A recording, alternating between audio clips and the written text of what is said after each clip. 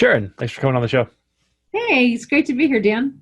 Yeah. So we just wrapped up talking, and there's so many questions I have about what's going on the front lines of legal in the agency world these days. And I know that you happen to have just completed a pretty robust research project. So maybe we can jump in by talking about that and talking about what you're seeing based on that. Yeah, I'm happy to. We really wanted to know, after a number of years of representing agencies with their intellectual property and their marketing law issues, we really wanted to take a pause and find out what were the top legal issues they were consistently experiencing as they were running their agencies day to day. What were the things that were coming up most frequently? And then what we really wanted to know were two things, and they were basically attitude-based things. How do they feel about them? And not in a touchy-feely sort of way, but how do they react to the day-to-day legal stuff that arises when you're running an agency? Are they generally feeling pretty protected? Are they anxious?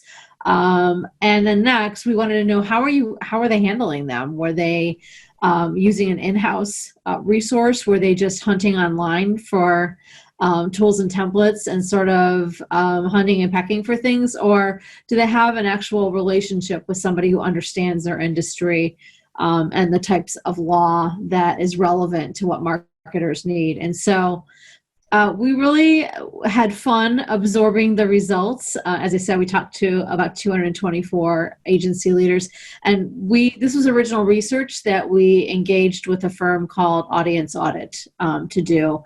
And Audience Audit, specializes in attitude segmentation, which I didn't know what it was before we engaged them to do this research, but it basically sort of sorts respondents into how they're feeling about what you're asking them about. And so basically, they sorted themselves generally into three categories, and these are labels that the researchers sort of just applied to identify them as categories.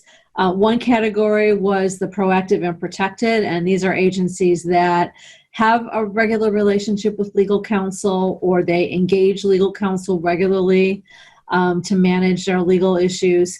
The second category was sort of exposed and anxious. And what amused me about this category is even though they spend a lot of time worried about or being concerned with the legal stuff that they have to deal with, they tended to also have relationships and resources in the legal arena. So they're just really on top of it and always thinking about it. And then the third category were what we're affectionately named the lawyer avoiders. And this is, these are no surprise to me, having worked in the agency world for a long time. But these are folks who, they're the do-it-yourselfers. They're the people who don't want to call legal counsel and invest that money in legal services until the last possible moment. And so they kind of sorted themselves out fairly evenly among the categories. I will say lawyer avoiders were the largest. But only maybe about 5 or 10 percentage points. So, Yeah, yeah. that's super interesting.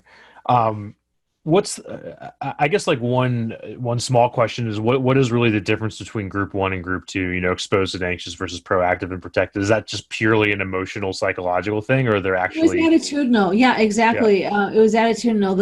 The proactive and protected generally felt pretty good about the systems and relationships they had in place and the tools they had in place to sort of manage their legal issues. The exposed and anxious, I don't want to paint a picture of them being neurotic necessarily, because that's not how they came off at all.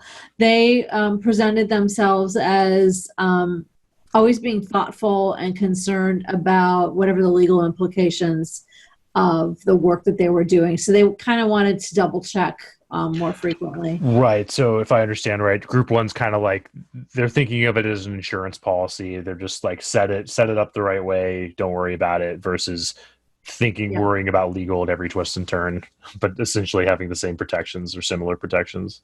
I think so. I think that's Hmm. probably a good distinction to make. And I think that, the proactive and protective folks just view legal process and legal due diligence as part of the costs of entrepreneurship or running a business. And not something to be perceived as sort of a last resort. They built it into their business operations, and so they felt fairly secure about where they were, or that they have the tools and relationships to manage any new issue that might come along.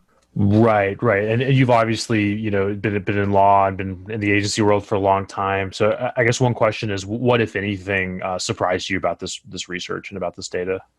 So that's a great question. I wasn't surprised by sort of the most frequently encountered legal issues that got presented to us.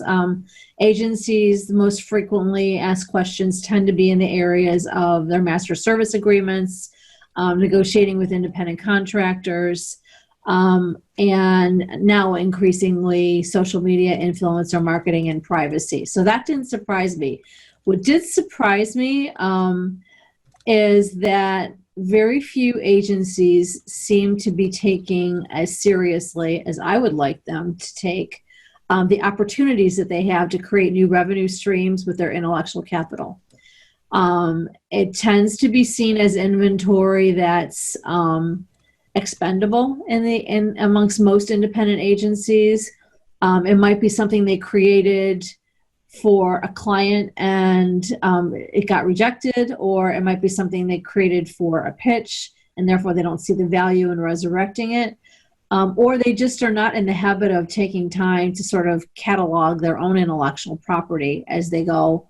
And I think the pandemic has helped them think about, how are we going to generate revenue in a new way when we may not have the same fee-for-service opportunities we've always had? Mm-hmm. And so now we're starting to see agencies think a little bit more about putting together virtual events or education opportunities that they can deliver online.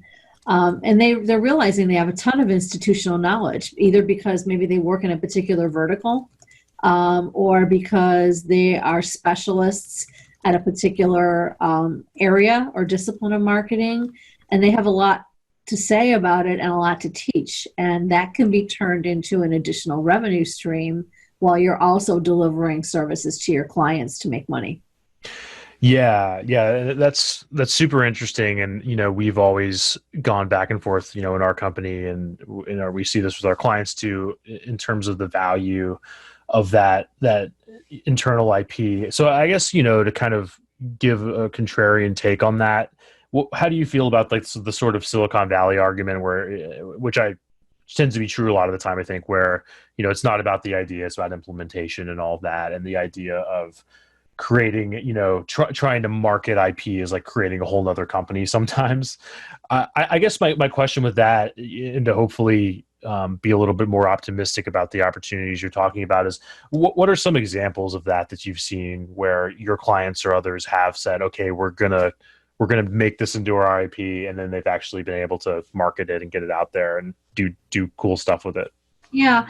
So some of the best examples that I have seen are, and I take your point and I respect it, because even though I'm an intellectual property lawyer and, I'm kind of a purist about protecting it, I totally get that this is an economic argument for agencies, and you've got to put your resources where they're going to create the best return for you and enable you to be a viable business as long as possible. So my take on it is this: if you have a particular skill set or discipline as an agency that you can add value at scale by teaching, that's a terrific opportunity. That is taking what you already know, packaging it into a series of e-lectures or digital courses or resource libraries that you make available on a subscription basis.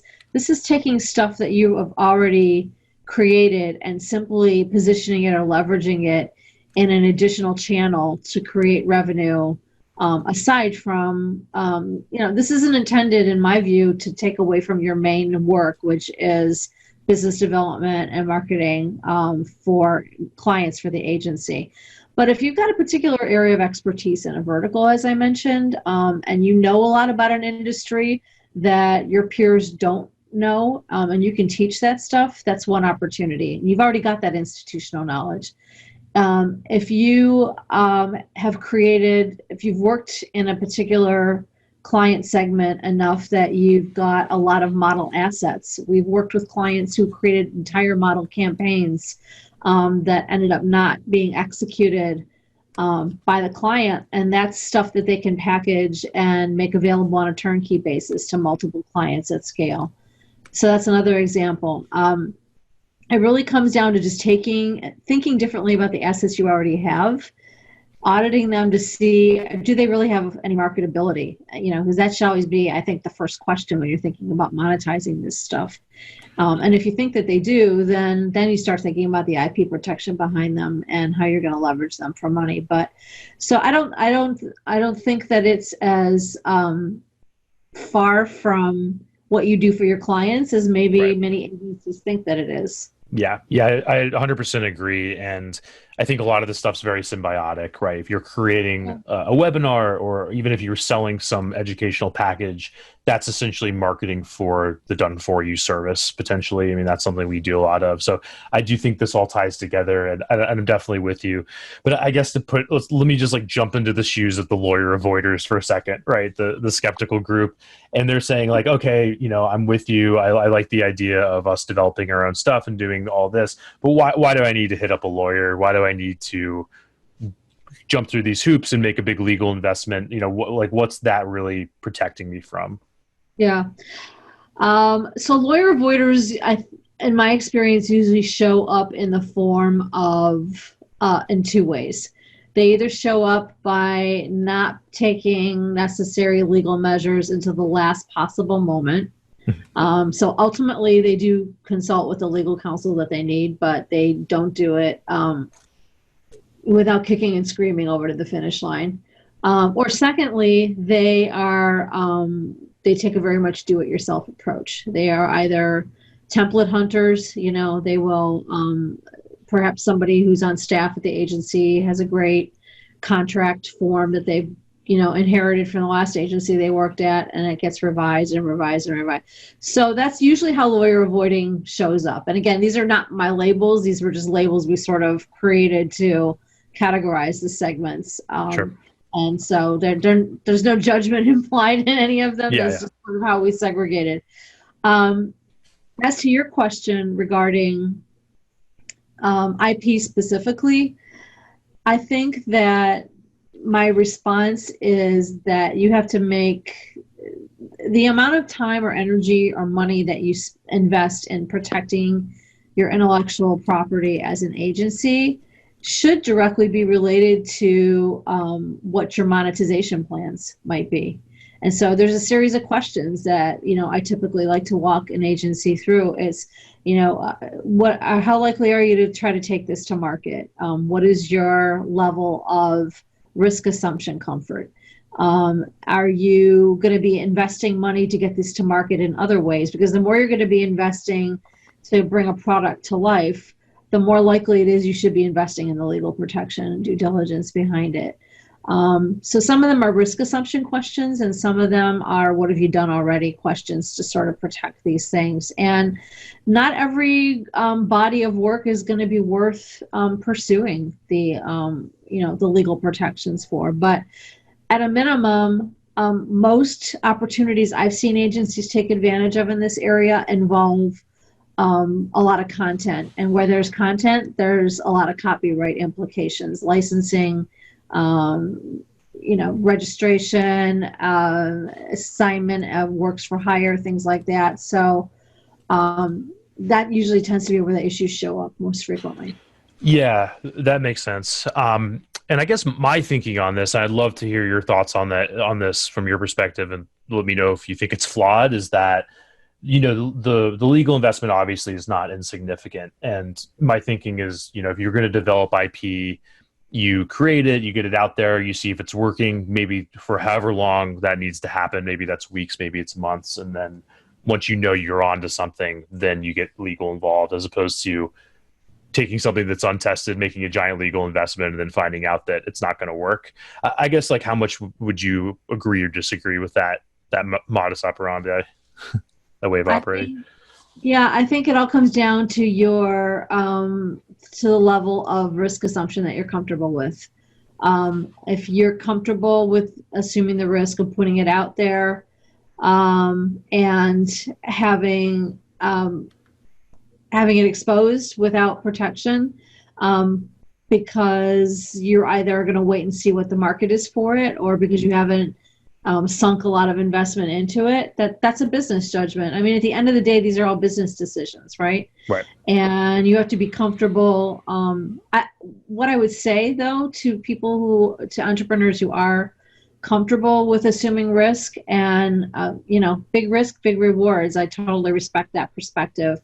But just at least understand the risks that you're taking before you do that. I would say if you're going to hold back on investing in legal due diligence and protection, at least have the information you need to know so that you fully understand what risks you're assuming by getting out there unprotected. And the risks may be small or they may be more significant. It just depends. I mean, we've Right. had,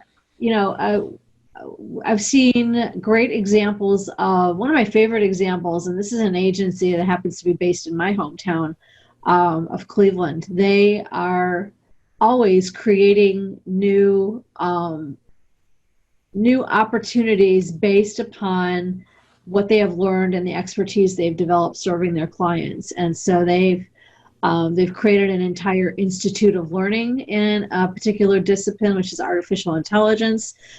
They created an entire conference event about it, a virtual event, and now they're creating e-learning opportunities around artificial intelligence. And this all derived from what they learned serving their own client base. And now they're creating multiple silos of potential additional revenue streams by monetizing the knowledge that they have. And so that's a case where, the deeper you get into the investment, the more steps you have to take, I think, to think about what risk you're assuming before you go to market.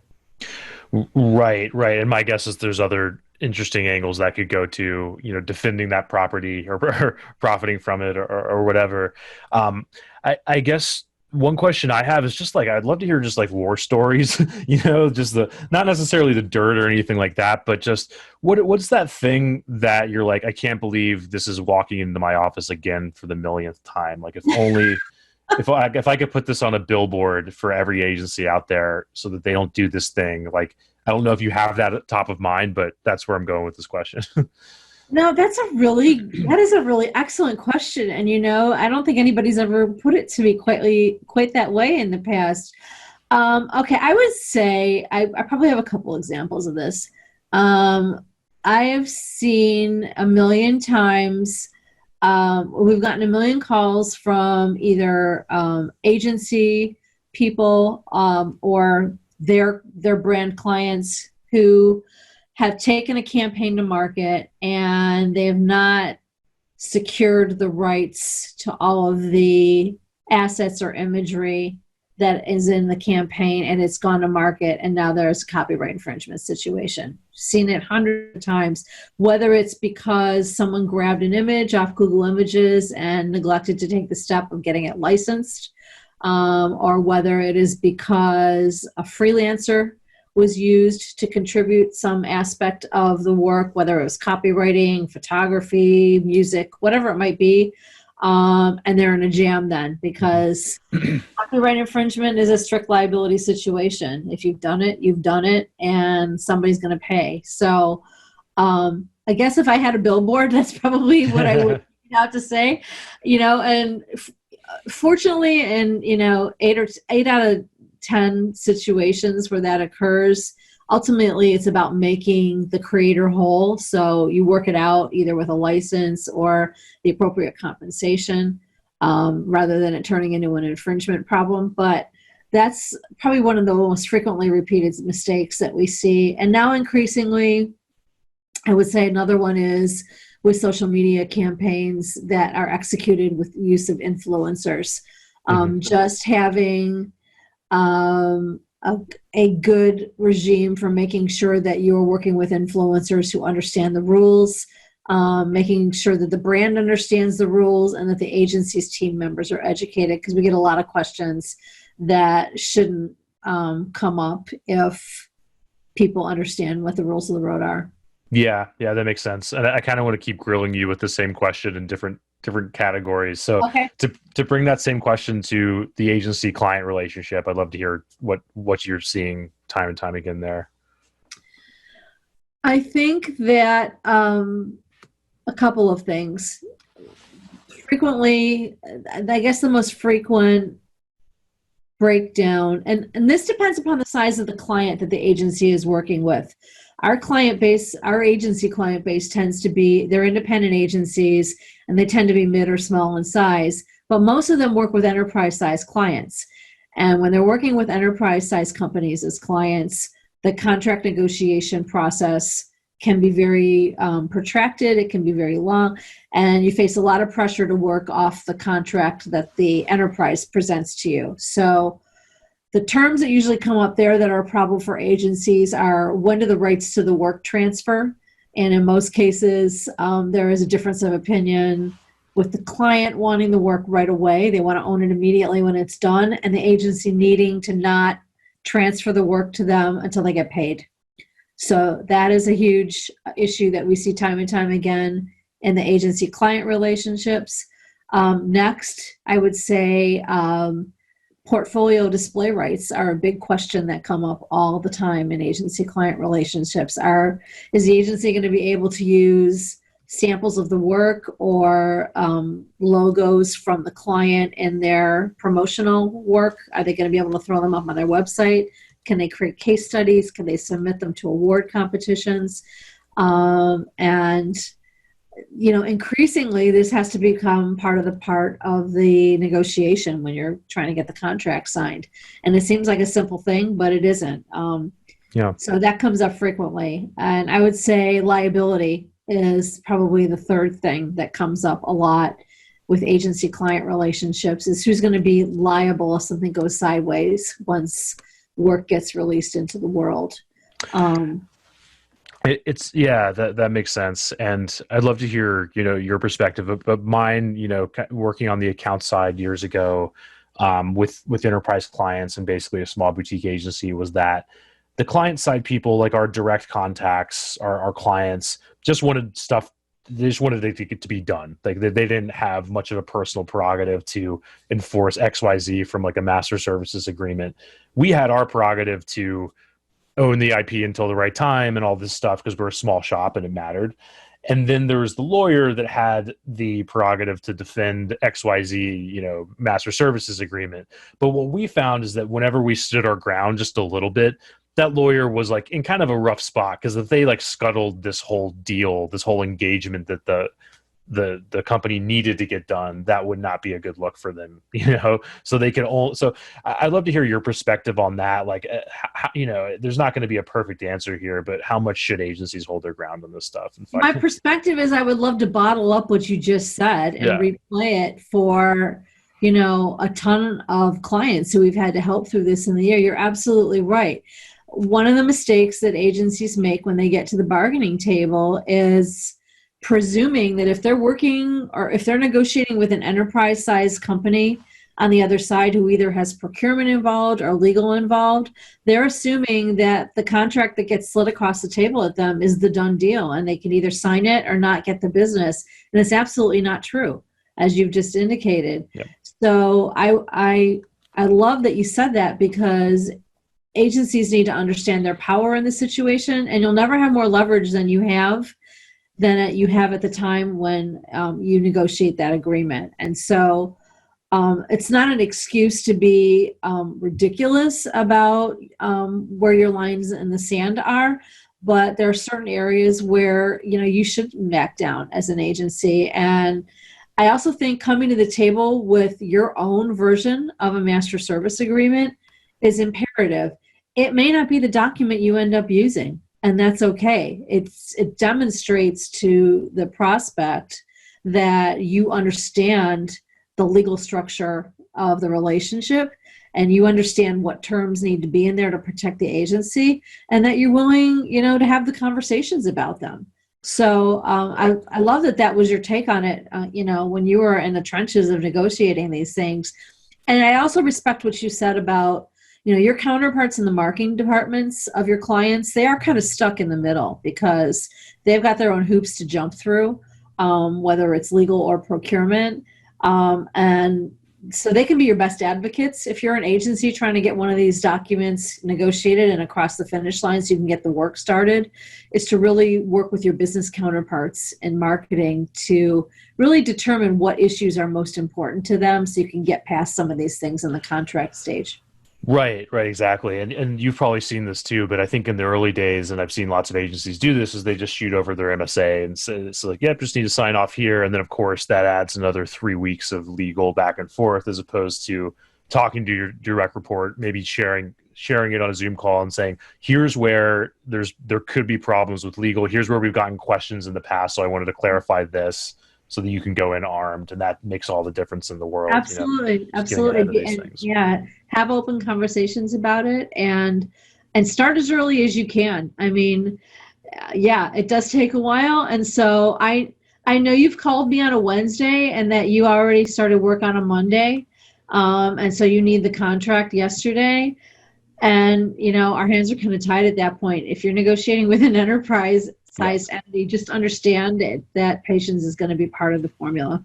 Yeah, exactly. And finally, just to turn this question to one last category, then I want to get into what you're up to now, as we kind of finish off the time.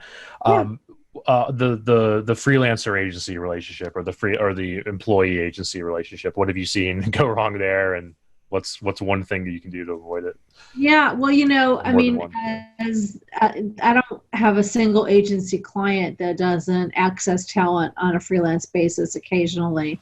And in some cases, it's a huge part of their business model. And so what we see there most frequently is the lack of a solid independent contractor agreement in place between the agency and the independent contractor. The main reason that it's important is because, and most agency owners don't like this because it's illogical to them from a business point of view, but without a written agreement with those freelancers, you don't own the rights to the work that they've done for you, even if you've paid them for it. And guess what? If you don't own them, then neither can your client. So it creates a whole chain of title problem that nobody thinks about until there's some big corporate transaction later on, or there's some infringement problem, or the freelancer gets upset because they haven't been paid, or they haven't been paid in a timely manner and they want to enforce their copyrights. So the moral of the story is that if you're using freelancers as part of your business model, and every agency I know is, look at what you're doing to document those relationships. And it doesn't have to be rocket science. Have a solid standard template that you're using and use it one time with each freelancer. And then you know what? You never have to use it again in most cases. You can simply do a statement of work each time you send them a new project. It doesn't have to be hard. If you are organized and you've got a solid set of tools, this stuff does not have to be challenging. Yeah, that's great. That makes a lot of sense. Yeah. And kind of closing this out, I know that, or rather, it sounds like you're practicing what you preach, and you're developing some pretty compelling IP yourself. So I'd love to hear what you're working on and what that's going to look like for your clients. Well, thanks. Yep. Yeah, we are. We have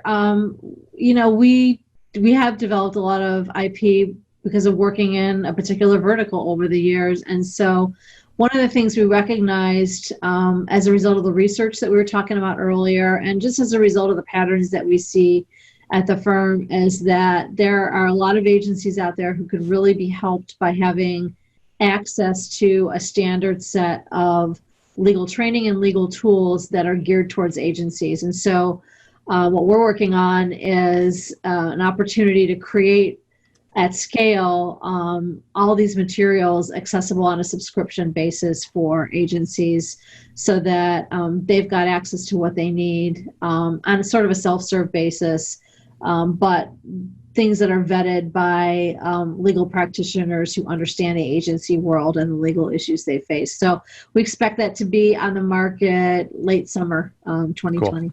Yeah. Awesome. And where can people go to stay ahead of that and get in touch with you and so on? Yeah, you can reach me directly, Sharon at legalandcreative.com, and you'll be able to find it at agencylegalprotection.com. If you go there now, you'll see our current agency legal toolkit, which you can still access, but it's not a subscription product. the new version of it will be accessible on a subscription basis. Awesome. That sounds great. Sharon, thank Yeah. you so much. Thank you, Dan. Great to be here.